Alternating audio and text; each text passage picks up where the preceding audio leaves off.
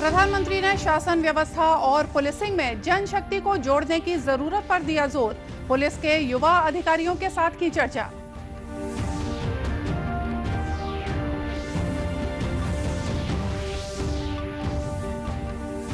देश में अब तक कोरोना वायरस के संक्रमण से 30 लाख से ज्यादा मरीज स्वस्थ। छत्तीसगढ़ में कल रात तक 2000 से ज्यादा नए मरीजों की हुई पहचान।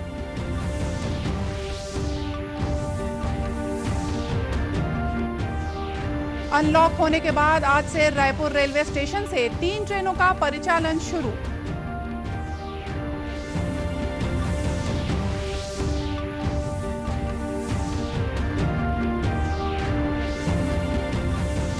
और शिक्षक दिवस के मौके पर कल देश भर के 47 शिक्षक राष्ट्रीय शिक्षक पुरस्कार से होंगे सम्मानित।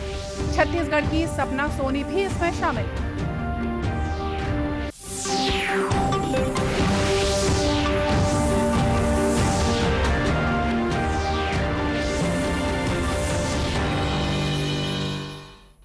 नमस्कार, आप देख रहे हैं दूरदर्शन समाचार। मैं हूं मोनिका शर्मा और आइए अब देखते हैं समाचार विस्तार से। प्रधानमंत्री नरेंद्र मोदी ने कहा है कि देश में शासन व्यवस्था और पुलिसिंग में जनशक्ति को जोड़ने का प्रयास करना होगा। इससे काम में सरलता होगी और कम प्रयासों से ही बेहतर नतीजे सामने आए हैं। ये बात प्रधानमंत्री नरेंद्र मोदी ने आज देश के युवा पुलिस अधिकारियों के साथ चर्चा के दौरान कही। उन्होंने कहा कि पुलिस और समाज के बीच बेहतर तालमेल होने से सफलता के नए मापदंड बनेंगे।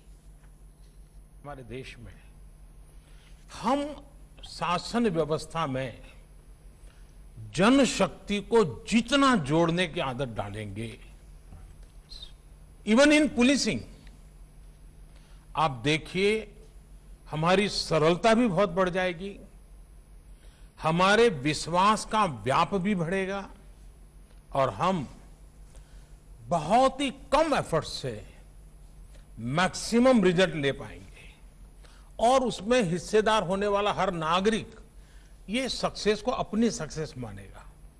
जब ये स्थिति बनती है तब शासन में बैठे हुए अधिकारियों की, हमारे मुलाजिमों की ताकत अनेक गुना बढ़ जाती है।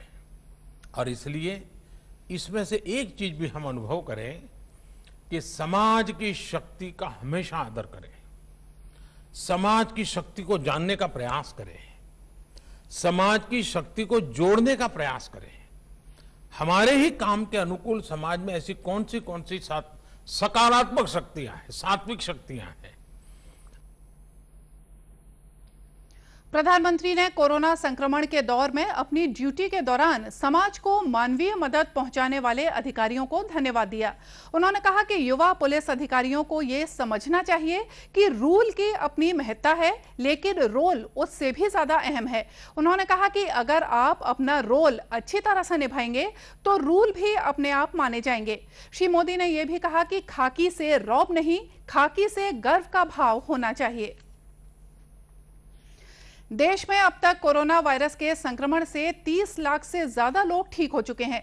बीते 24 घंटों के दौरान 66,000 से ज्यादा मरीजों को कोरोना संक्रमण से मुक्त होने के बाद अस्पतालों से डिस्चार्ज कर दिया गया। केंद्रीय स्वास्थ्य मंत्रालय के अनुसार देश में कोरोना संक्रमण से स्वस्थ होने वालों में लगातार सुधार हो रहा है। संक्रमण मुक्त होने की दर 77% से ज्यादा हो गई है। मंत्रालय की ओर से जारी बयान में कहा गया है कि बीते 2 महीनों में संक्रमण से ठीक होने वालों की संख्या 4 गुना से ज्यादा हो गई है। स्वास्थ्य मंत्रालय के अनुसार सरकार द्वारा कोरोना संक्रमण की जांच, पहचान और उपचार की रणनीति की वजह से स्वस्थ होने वालों की संख्या बढ़ी है और मृत्यु दर घटी है। इस समय देश में संक्रमण से होने वाली मौतों का प्रतिशत 1.74 है। पिछले 24 घंटों में 83,000 से ज्यादा नए मरीजों की पहचान हुई है। इस समय देश में सक्रिय मामलों की कुल संख्या 8 लाख से ज्यादा है। दूसरी ओर छत्तीसगढ़ में भी कोरोना संक्रमित मरीजों के आंकड़ों में लगातार बढ़ोतरी दर्ज की जा रही है। कल रात तक राज्य में 2284 नए पॉजिटिव मामले सामने आए हैं। वहीं इस दौरान कोरोना संक्रमण से 16 लोगों की मृत्यु हो गई है, जबकि 730 मरीजों को स्वस्थ होने के बाद अस्पतालों से डिस्चार्ज कर दिया गया। कल रात तक राजधानी रायपुर से 700 से ज्यादा नए मरीज मिले हैं, जबकि राजनांदगांव जिले से 400 से ज्यादा और जांजगीर चांपा जिले से भी 170 से ज्यादा कोरोना संक्रमित नए मरीजों की पहचान की गई है। इसी के साथ राज्य में कोरोना संक्रमित मामलों की संख्या करीब 38,000 तक पहुंच गई है, जिनमें से 18,000 से ज्यादा मामले सक्रिय हैं। इधर पूरे प्रदेश में सबसे ज्यादा कोरोना संक्रमित मरीज राजधानी रायपुर में पाए जाने से स्वास्थ्य अमला और जिला प्रशासन विशेष सतर्कता बरत रहा है। राजधानी में स्वास्थ्य सुविधाओं का विस्तार किया जा रहा है ताकि किसी भी मरीज के इलाज में कोई भी असुविधा न हो। मुख्य स्वास्थ्य और चिकित्सा अधिकारी डॉक्टर मीरा बघेल ने दूरदर्शन समाचार को बताया कि लालपुर स्थित कोविड सेंटर में मरीजों के लिए ऑक्सीजन की भी व्यवस्था की गई है। साथ ही अस्पतालों में बेड की संख्या बढ़ा दी गई है। 88 आए रायपुर में और हमने करीब 1500 लोगों का सैंपल लिया और प्राइवेट का अगर मिलाएंगे तो रायपुर में कल 1900 के करीब का सैंपल हुआ है और हमने बेड्स भी बढ़ा लिए हैं। अभी हमारे पास आज की डेट में भी हमारे पास काफ़ी बेड्स खाली हैं, तो बेड्स की कोई प्रॉब्लम नहीं। हमने लालपुर में ऑक्सीजन का भी सेंटर बना लिया है, जहाँ पे जिन मरीजों को ऑक्सीजन की ज़रूरत पड़ रही है तो हम उनको वहीं भेजेंगे, क्योंकि आप देख रहे हैं कि एम्स और मेकाहारा में ऑक्सीजन और वेंटिलेटर अभी फुल चल रहा है, लोगों को जगह नहीं मिल रही है, तो लालपुर में इसकी भी व्यवस्था हो गई है। डॉक्टर बघेल ने यह भी कहा कि शासन की ओर से मरीजों के इलाज की व्यवस्था तो की जा रही है, लेकिन लोगों की भी यह जिम्मेदारी है कि वे कोरोना संक्रमण से बचाव के लिए मास्क का इस्तेमाल अवश्य करें और सोशल डिस्टेंसिंग का भी पालन करें। प्रशासन तो 10,000 बेड की तैयारी कर रहा है। हम मरीजों को इलाज दे सकते हैं, हम उनको भर्ती कर सकते हैं, लेकिन स्वयं की जिम्मेदारी जो होती है बीमारी से बचने की, वो स्वयं को ही उठाना पड़ता है। और इसलिए मैं हर बार आप लोग जब आते हैं तो मैं यही बोलती हूँ कि मास्क के बगैर ना निकलें, सोशल डिस्टेंसिंग बना के रखें, बार आप बिना वजह बाहर ना घूमें और कुछ दिनों के लिए जो एक साथ पार्टी वगैरह मना रहे हैं उसको अभी ना मनाएं, तो हम बहुत जल्दी कोरोना से जीत जाएंगे। वहीं स्वास्थ्य मंत्री टीएस सिंहदेव ने कहा है कि कोरोना की जांच बढ़ने की वजह से मरीजों की संख्या भी बढ़ी है, लेकिन प्रदेश में मृत्यु दर नियंत्रित है। कोरोना संक्रमण से बचाव के मद्देनजर बीते करीब 5 महीने से बंद पड़ी रेल सेवा एक बार फिर पटरी पर लौट रही है। अनलॉक होने के बाद राज्य में रायपुर रेलवे स्टेशन से आज से 3 ट्रेनों का परिचालन शुरू किया जा रहा है। इनमें रायपुर कोरबा, दुर्ग अंबिकापुर इंटरसिटी और रायपुर केवटी डेमू शामिल हैं। इन ट्रेनों के संचालन के लिए रेलवे प्रशासन ने टाइम टेबल भी जारी कर दिया है। हालांकि रेल सेवा शुरू होने के पहले चरण में इन ट्रेनों को स्पेशल यात्री गाड़ी के रूप में चलाया जा रहा है। ट्रेनों के परिचालन के दौरान कोरोना संक्रमण से बचाव के संबंधी सभी गाइडलाइंस का पूरी तरह से पालन करना जरूरी होगा। दुर्ग के मुख्य स्टेशन प्रबंधक मोहिउद्दीन ने बताया कि फिलहाल इनमें से 2 ट्रेनें 29 सितंबर तक और 1 ट्रेन 30 सितंबर तक चलाई जाएगी। 5 महीने के कोरोना के लॉकडाउन के बाद रेलवे और सरकार ने एक शुरुआत किया है, जिसमें कुछ ट्रेनों को सुचारू रूप से फिर चलाने की कोशिश की गई है। इसमें हम आम जनता से ये निवेदन करते हैं कि वो हमारा रेलवे और सरकार का साथ दें, सोशल डिस्टेंसिंग का पालन करें और हाथों को सैनिटाइजर से या अच्छे साबुन से हमेशा बार धोते रहें और ट्रेनों में एक दूसरे से थोड़ी दूर में बैठे ताकि सोशल डिस्टेंसिंग का काम पालन हो। और इससे अगर कामयाब होते हो सकता है सरकार और रेलवे आगे और ट्रेनें का सुचारू रूप से संचालन करेगी। इस बीच रेल प्रशासन ने 4 फेरों के लिए भुवनेश्वर अहमदाबाद पुरी साप्ताहिक स्पेशल ट्रेन चलाने का फैसला लिया है। ये ट्रेन रायपुर होकर गुजरेगी। कल शिक्षक दिवस है। इस मौके पर भारत सरकार की ओर से उत्कृष्ट कार्य करने वाले शिक्षकों को राष्ट्रीय शिक्षक सम्मान से सम्मानित किया जाएगा। देश के दूसरे राष्ट्रपति भारत रत्न डॉक्टर सर्वपल्ली राधाकृष्णन की जयंती को शिक्षक दिवस के रूप में मनाया जाता है। इस बार राष्ट्रीय शिक्षक सम्मान के लिए देश के जिन 47 शिक्षकों का चयन हुआ है, उनमें छत्तीसगढ़ से सपना सोनी भी शामिल हैं। दुर्ग जिले के जेवरा सिरसा में पदस्थ भौतिक शास्त्र की व्याख्याता सपना सोनी को शिक्षा में नवाचार प्रयोग के लिए राष्ट्रीय शिक्षक पुरस्कार से सम्मानित किया जाएगा। श्रीमती सोनी ने अपने स्कूल में स्मार्ट क्लास की स्थापना कर सरल और रुचिकर ढंग से बच्चों को पढ़ाया। साथ ही उन्होंने विज्ञान कॉर्नर के माध्यम से बच्चों में विज्ञान के प्रति रुचि भी जगाई। उनके मार्गदर्शन में स्कूल के कई बच्चों को राष्ट्रीय स्तर पर पुरस्कार भी मिल चुका है। निजी स्कूलों की महंगी शिक्षा का व्यवसाय पर विराम लगाने के लिए अब सरकारी स्कूल भी कदम ताल मिलाकर चल रहे हैं। ऐसे आदर्श स्कूलों में बच्चों को मुफ्त में ही गुणवत्तापूर्ण शिक्षा मिल रही है।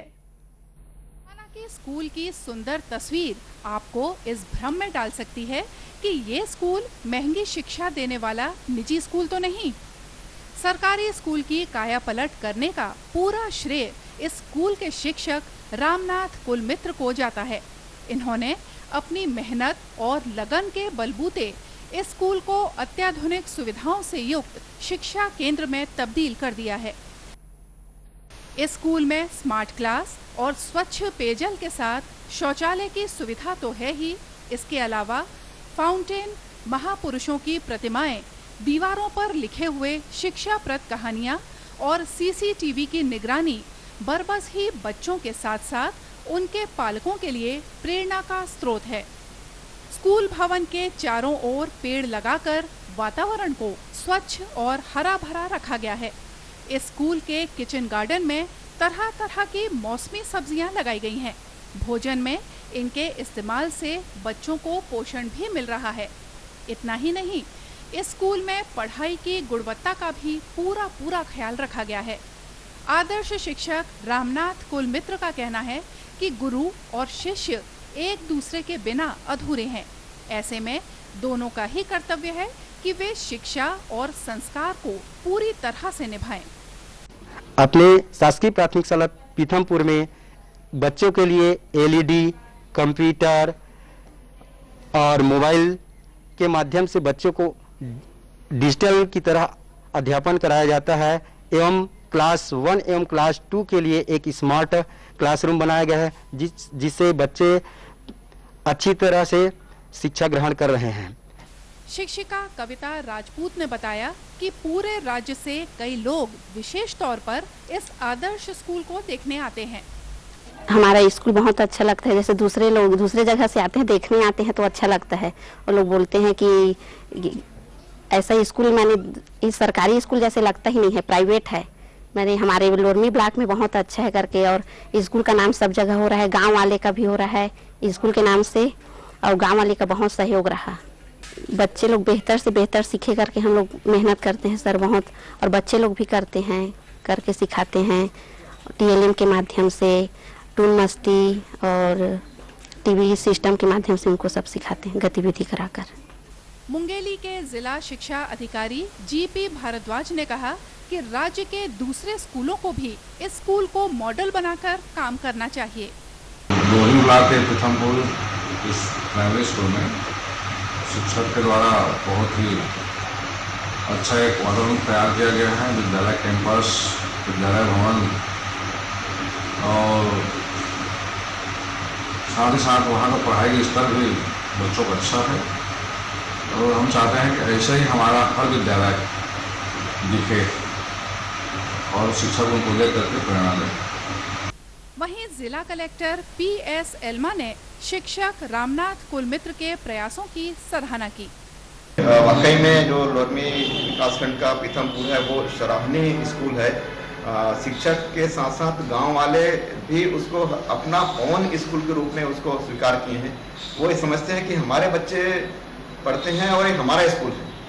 इस तरह लोरमी के पीथमपुर गांव का ये सरकारी प्राइमरी स्कूल दूसरे स्कूलों के लिए एक आदर्श तो है ही, साथ ही ये सुंदर स्कूल जिले के बच्चों के जीवन में शिक्षा की एक नई रोशनी भी ला रहा है। और इसी के साथ ये समाचार बुलेटिन यहीं समाप्त हुआ। नमस्कार।